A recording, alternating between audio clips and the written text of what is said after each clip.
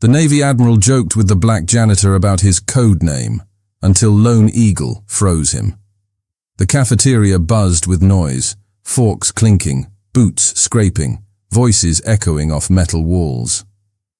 Then Admiral Victor Hayes' laughter cut through it all like a blade. "Tell me, janitor," he called out, leaning back in his chair. "What's your military code name? Maybe Captain Mop? Or should I call you Private Polish?" Laughter rippled across the room. Derrick Cole kept sweeping, steady and calm. The handle of his mop glided across the floor like it had all the time in the world. He did not flinch, did not even look up. Hayes smirked, eyes sharp with the kind of confidence that only comes from unchecked power. "Come on, Derrick, humor us. You must have had one back in your glory days, right? Or were you just cleaning decks then too?" The room went quieter. Derrick stopped sweeping. He raised his head slowly, eyes meeting Hayes' across the crowd. The stillness spread, one of those moments when sound itself seems to hold its breath. "My code name," Derrick said softly, his voice cutting through the air like cold steel, "was Lone Eagle." The cafeteria froze. Forks stopped mid-air.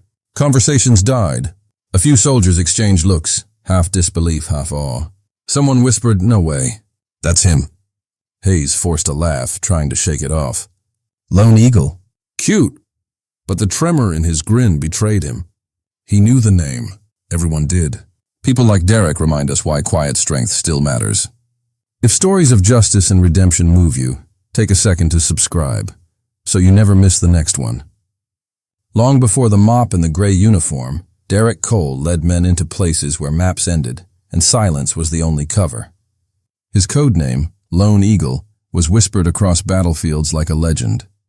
He had rescued hostages in the Afghan mountains, navigated storms on missions that never made it to public records, and earned medals that no one outside the classified world would ever see. But legends do not survive without scars. When his wife, Elena, was killed in a car crash while he was deployed overseas, Derrick's world cracked in half. The call came in the middle of a cold desert night. Static, a few broken words, and then nothing. His daughter, Ava, was only 7, too young to understand death, but old enough to know what an empty chair at the dinner table meant. After the funeral, Derrick never went back to the battlefield. He turned down a promotion that would have secured his future, and instead chose to be present for his daughters. He traded war zones for bedtime stories, and medals for school lunches. But as the years went by, bills piled up and savings dried out. Raising a child alone on a veteran's pension became a fight of its own, a different kind of war. When the naval base in San Diego offered him a maintenance position, he accepted. It was not the uniform he once wore, but it was steady work close to home. Derrick told himself it was temporary, just until Ava started college. But temporary has a way of stretching into years. Now he spent his days pushing a cart through the same hallways where he once walked as a commander. Soldiers passed by without meeting his eyes. Some of the older officers paused, almost recognizing the man behind the mop, but no one said a word. Fear of Admiral Victor Hayes kept everyone quiet. Hayes ruled the base like a small kingdom. His voice carried authority, his smile concealed arrogance, and his medals shone brighter than his integrity. Everyone knew the stories, how he took credit for missions led by others, how he dismissed those who questioned him, how he wrapped prejudice in polished words. But no one dared to challenge him, not when he could end a career with a single report. To Hayes, Derrick was an easy target. A black janitor in a white uniformed world. A man whose silence invited ridicule. Every insult was a test of power. Every laugh a reminder that he could humiliate someone without consequence. But Derrick had learned long ago that patience can be deadlier than rage. He kept his head down, spoke little, and endured quietly. Every paycheck went straight to Ava's college fund. Every insult was filed away behind calm eyes. He had survived ambushes, betrayals, and firestorms. A man like Hayes could never touch him, at least not where it mattered. Each night, Derrick returned to their small 2-bedroom apartment off base. The smell of cleaning chemicals lingered on his hands as he helped Ava with homework. She was 13 now, bright, determined, curious. Her mother's eyes his discipline. "Dad," she said one night, setting her pencil down, "do people treat you badly at work because of what you do?" He hesitated, caught off guard. "Why would you ask that?" "I heard someone call you the floor man when we went shopping last week," she said quietly. They were laughing. Derrick smiled faintly. "People see what they want to see, sweetheart. They do not know who I am, and that is okay. The important thing is who you become." Ava nodded, but her eyes stayed on him longer than usual. She sensed the weight he carried, the unspoken history behind his calm. In the hallways of the base, rumors sometimes floated. A few younger recruits whispered that the janitor's movements were too precise, his posture too disciplined, that he moved like a soldier who had not forgotten. Hayes heard those whispers too, and they made him uneasy. So he pushed harder. More taunts, louder laughter, crueler jokes. He saw Derrick's silence as weakness, not strategy. He saw humility as defeat. But for Derrick, every word was data. Every encounter was a pattern. To the Admiral, the janitor was invisible. To Derrick, the Admiral was becoming predictable. And that was dangerous. Because the man pushing that mop was not broken. He was watching, calculating, waiting for the moment when silence would finally speak louder than command. Years before the mop and bucket, Derrick Cole's name carried weight in rooms filled with maps, radios, and the sound of ticking clocks before a mission. Back then, he was not a janitor. He was Lone Eagle, one of the Navy's most trusted special operatives. The kind of man who went where others would not, who led teams through fire and silence with steady eyes and calm orders. He had seen the world from the edges of danger, survived missions that never made the news, and earned medals he rarely mentioned. The men who served beside him still spoke his name with quiet respect. But even legends can be broken by something no battlefield can prepare you for: loss. It happened on a night like any other. He was halfway across the world when the radio operator found him, face pale, eyes heavy. There had been an accident. His wife, Elena, was driving home after picking up their daughter, Ava, from school. A drunk driver ran a red light. Elena did not make it. Ava survived with a few scratches and 1,000 questions no father should ever have to answer. When Derrick returned home, the war inside him began. The medals, the rank, the code name, none of it mattered anymore. He stood at his wife's grave and made a promise that would define the rest of his life. Ava will never feel alone again. So he left active duty, turned down a promotion, handed in his badge, and chose fatherhood over glory. He traded missions for school mornings, combat gear for cooking breakfast, long deployments for long talks about dreams. But civilian life was harder than he expected. The bills came faster than the paychecks. The savings shrank, and the job market had little room for men who only knew how to fight. Ava grew older, smarter, more ambitious. She talked about going to college, about becoming an engineer. And Derrick smiled every time, hiding the numbers that never added up behind that same calm expression. When the naval base offered him a janitorial position, he took it without hesitation. It was not pride he was chasing anymore. It was stability. It was a chance to stay close to the only family he had left. The halls he once walked as a respected operative now echoed under his quiet footsteps as he pushed a cleaning cart. Some of the older officers recognized him. You could see it in their eyes, the flicker of memory, the hint of guilt. But they said nothing. Admiral Victor Hayes had made sure of that.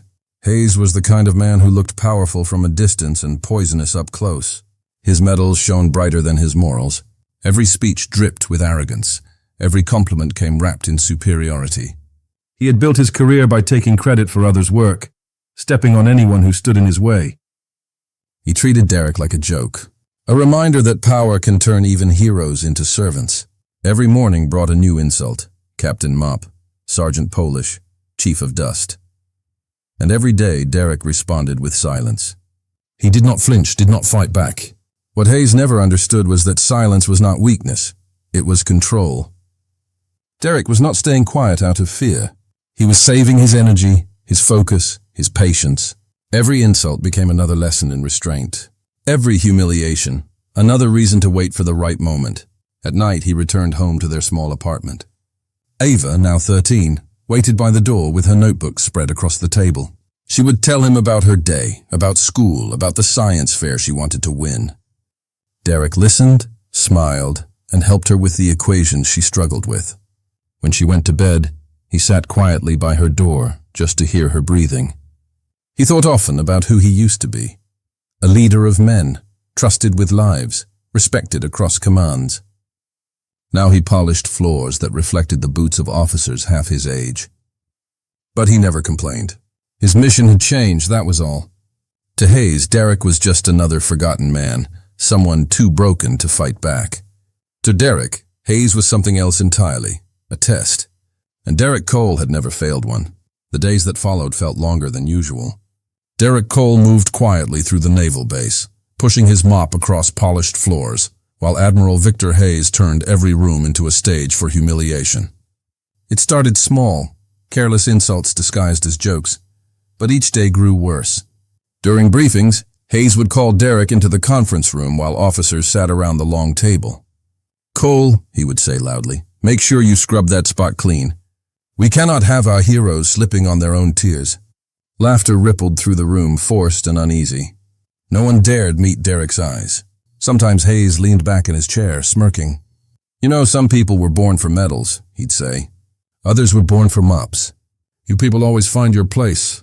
His words were dipped in arrogance and something darker. The kind of prejudice that hid behind polished shoes and military ranks. Derrick said nothing. He simply kept cleaning, the soft rhythm of the mop his only response. Inside, the old soldier in him stirred, but he kept that part buried.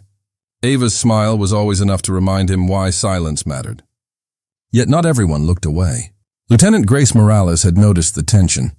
She was new to the base, sharp-minded and quietly observant. Every time Hayes mocked Derrick, she watched the janitor's face, calm, unshaken. There was something different about him, something that did not fit the image of a man broken by life. One evening, the cafeteria was nearly empty when Derrick passed by Hayes' office. The door was half open. He heard the Admiral's voice, low, angry, and hurried. "No, listen," Hayes hissed into the phone. "The numbers are already cleared. I moved the funds under veteran relief. No one checks those accounts. Just make sure the paperwork matches. The board will never know." Derrick froze. For a moment he thought he had misheard. But then Hayes continued, his tone sharp and impatient. "And if Morales keeps asking questions, transfer her. I do not need another bleeding heart officer getting curious." That was when Derrick's pulse began to steady, not from fear, but from clarity. The silence he had chosen for months was over. This was not about dignity anymore. It was about something far greater, justice. Later that night, as the base lights dimmed, Grace found Derrick near the storage hall. She hesitated, then spoke quietly. "I saw you near the Admiral's office. You heard, didn't you?" He looked at her, saying nothing at first. Then he nodded. Grace glanced around before lowering her voice. "You are not wrong. The numbers in the relief budget are false. I checked them 3 times. Millions meant for retired soldiers. Gone." Derrick studied her expression. There was fear there, but also courage. "Why are you telling me this?" he asked. "Because you are the only one he underestimates," she replied. "And because I think you used to be someone he should not have mocked." Her words lingered in the air. Derrick did not confirm anything, but the faint shift in his eyes told her she was right. That night, Derrick sat in his small apartment, watching Ava sleep. He thought about the men he once led, the missions where the wrong decision could cost lives. This was not a battlefield, but the stakes were no less real. He could not let Hayes keep stealing from the very people who had already given everything. Derrick's hand tightened around the edge of his chair. He had stayed silent long enough. What Hayes thought was a broken man with a mop was, in truth, a soldier waiting for his next mission. This time, the target was not across the ocean. It was standing right in front of him. The corridors were silent after midnight. Most of the base had turned in, the hum of machines and the distant sea breeze the only sounds left. In the dim light of the maintenance wing, Derrick Cole stood beside Lieutenant Grace Morales. Between them lay a small toolkit, a laptop, and a plan that could either destroy them or set things right. Grace spoke first, her voice low. "The conference call is scheduled for 0900 hours tomorrow. Hayes will be speaking directly with the Joint Command." She pulled up the base's secure map on her tablet, pointing to the Admiral's office. "If we connect through this access panel, the audio feed will link directly into the conference system. He will not even know he's live." Derrick nodded slowly, studying the layout. Years of tactical operations had sharpened his mind for moments like this. It was not about strength now, it was about precision. "You handle the access," he said quietly. "I'll handle timing." Grace hesitated. You realize if we get caught, it's not just your job. They'll call it espionage. Derrick looked up, his expression calm but firm. He's stealing from the men who bled for this country. If silence protects him, then silence is the real crime. The plan was simple, but dangerous. While Hayes spoke to the generals, Derrick would enter his office under the usual pretense of cleaning. Grace would activate the connection remotely, ensuring every word the Admiral said went live to command headquarters.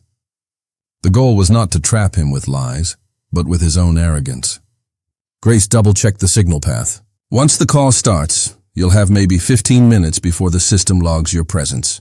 After that, there's no cover left. Derrick gave a faint smile. 15 minutes is plenty. Some truths only need seconds. They went over every detail, the placement of the hidden transmitter, the trigger point, the backup recording Grace would store on a separate drive. Every move had to be clean, silent, invisible. Before parting, Grace looked at him one last time. "You sure you want to do this, Lone Eagle?" she asked, almost whispering the name like a secret.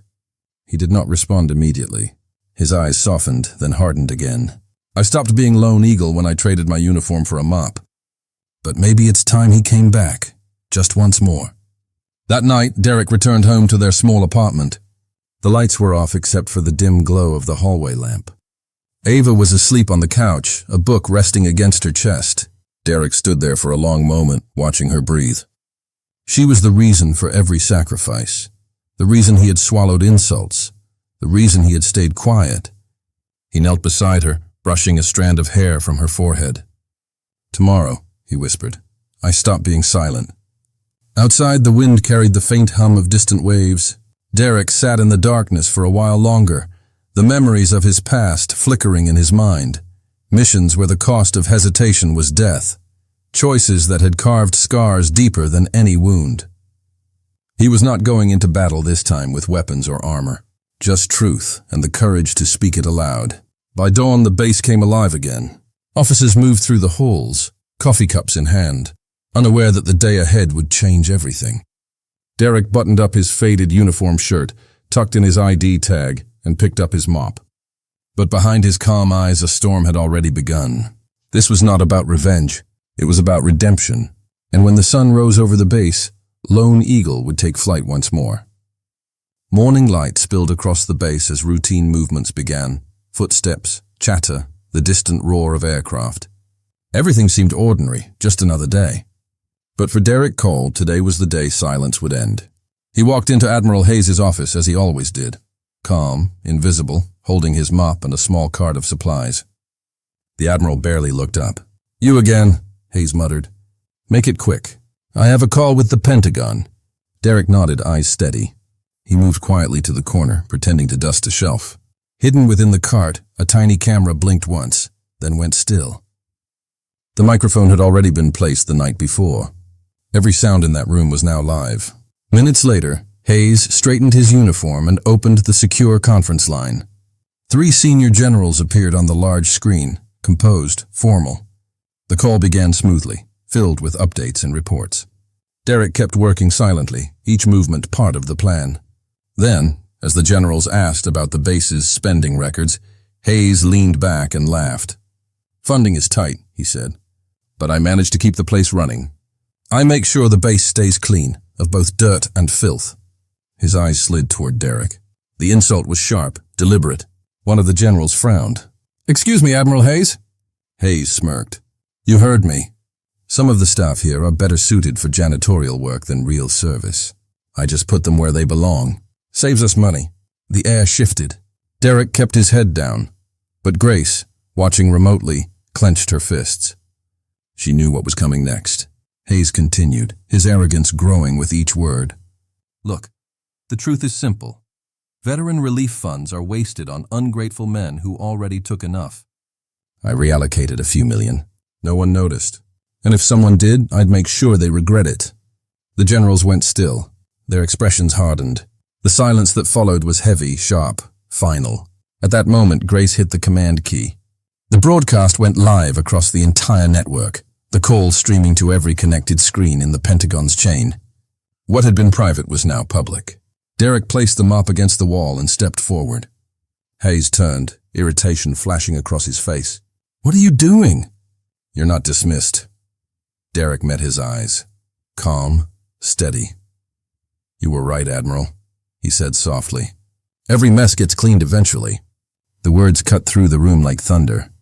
Hayes blinked, confused, then looked toward the screen, and froze. The generals were no longer just watching. They were recording. Admiral Hayes, one of them said coldly. Did we just hear you admit to falsifying reports and stealing federal funds? Hayes stumbled over his words. This is out of context. He turned toward Derrick. What did you do? You think you can trap me? Derrick unpinned his janitor's badge and placed it on the desk. Then, slowly, he pulled out an old identification card from his pocket. It was weathered, but the name was clear. Major Derrick Cole, U.S. Navy. Code name, Lone Eagle. The room fell completely silent. The generals leaned forward. Even Hayes took a step back. His face turned pale. You're him. Derrick's voice was calm, controlled. I served under the same flag you disgraced. I bled for men you stole from, and you thought all I could do was mop your floors. Hayes opened his mouth, but no words came out. The generals spoke again, their tone final. Admiral Hayes, you are hereby suspended pending full investigation. Security is on its way. The Admiral's confidence shattered. He stood frozen, lips trembling, as the feed captured every second of his downfall. Derrick turned, picked up his mop, and walked out without another word. For the first time in years, he was not cleaning someone else's mess. He was finishing his own mission. Justice, quiet and exact, had finally come full circle. Within days, the walls that once protected Admiral Victor Hayes began to crumble. The investigation moved fast. Calls, audits, sealed reports. Every file he had signed, every transfer he had authorized, every fund he had touched, came under review. What had once been whispered in corridors was now written in official documents, stamped with the Pentagon's seal. When the verdict came, it was swift and unforgiving. Hayes was stripped of command, escorted out of the base under watch. The medals on his chest no longer shined the same way. They were just pieces of metal now, reminders of a man who had traded honor for ego. The same officers who had once laughed at his jokes now looked away as he passed. Power had turned to silence. Derrick Cole did not celebrate. He returned to work the next morning like nothing had changed, sweeping the same hallway where it had all begun. But the air felt lighter now. The whispers that followed him were not mockery anymore. They were respect. Quiet, sincere respect. A week later, Derrick received a formal letter. The Pentagon requested his reinstatement, not as a soldier, but as an advisor for the Veteran Integrity Division, a role dedicated to protecting the very programs Hayes had tried to exploit.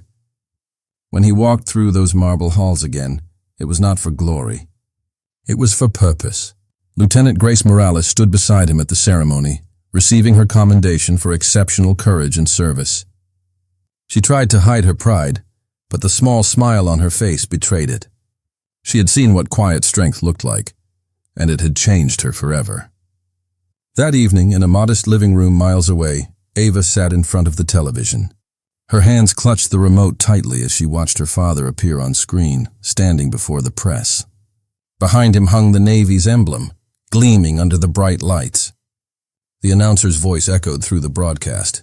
Major Derrick Cole, codename Lone Eagle, has been appointed to the Pentagon's Veteran Integrity Division, following his exposure of corruption within the Naval Command. Ava's eyes welled with tears. She smiled, whispering, "That's my dad." Back at the podium, Derrick's expression was steady, calm, no pride, no anger, just quiet peace. Reporters shouted questions, flashes filled the room, but he did not chase the attention. When he finally spoke, his voice was soft yet firm. "Some battles are fought in silence," he said. "And some victories are not about winning, but about standing." The applause that followed was not loud, but it was genuine. As Derrick stepped off the stage, Grace walked beside him. "So what now?" she asked. He smiled faintly. "Now," he said, "we make sure no one else has to fight this kind of war." Outside, the evening sun touched the edges of the city in gold. Derrick looked up for a moment, breathing in the calm. He was no longer the janitor mocked in the cafeteria. He was the man who had turned silence into justice and humility into strength. The man who once swept floors now walked marble halls again, not for power, not for revenge, but for principle. and somewhere deep inside, Lone Eagle finally found peace. The base was quiet that evening. Most of the officers had gone home, the corridors were empty, and the cafeteria lights glowed dim and soft against the silver floors. Derrick Cole walked in slowly, his footsteps echoing in the same hall where everything had begun. The air carried the faint scent of salt from the ocean outside. In his hand, he held his old mop handle, the same one he had pushed every night when no one was watching. He paused in the center of the cafeteria, letting his eyes wander across the rows of empty tables, remembering the laughter, the mockery, the silence that had once suffocated him. This place had been his battlefield, not with bullets or bombs, but with patience, endurance, and quiet strength. He walked over to the janitor's closet one last time. The door creaked as he opened it. Inside, everything was neatly arranged. The cleaning bottles, the gloves, the rags. Derrick placed the mop back in its corner, the wood worn smooth by his hands over the years. He locked the door gently, the sound small but final. For a moment he stood there looking at the closed door. His reflection caught faintly on the metal handle. He smiled, just a little. "True revenge isn't rage," he whispered softly, the words almost carried away by the air.